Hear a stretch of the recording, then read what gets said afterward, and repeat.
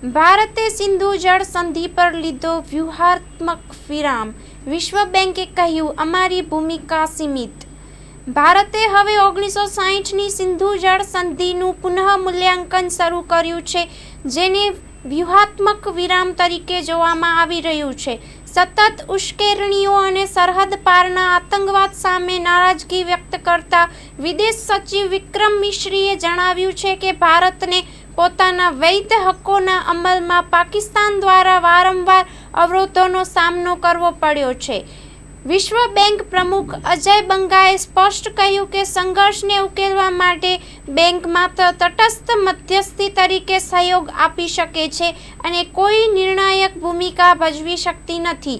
સંધિ હેઠળ પશ્ચિમી નદીઓ પાકિસ્તાનને ફાળવવામાં આવી હતી, જ્યારે ભારતે મર્યાદિત ઉપયોગની છૂટ રાખી હતી. તેમ છતાં પાકિસ્તાને ભારતના અનેક જળ વિદ્યુત પ્રોજેક્ટને આંતરરાષ્ટ્રીય સ્તરે પડકાર્યા હતા. તાજેતરમાં પહેલગામ આતંકવાદી હુમલા અને સુરક્ષાની દ્રષ્ટિએ ઉભેલા જોખમોએ ભારતને સંધિના શરતો પર પુનઃવિચાર કરવાનું નિર્ણય તરીકે દબાણ કર્યું છે. ભારતે સ્પષ્ટ કર્યું છે કે વાતચીત માટેના દરવાજા ખુલ્લા રહેશે તો પ્રગટાવવામાં ઈમાનદારી અને હકીકતોનો સ્વીકાર હોય છે.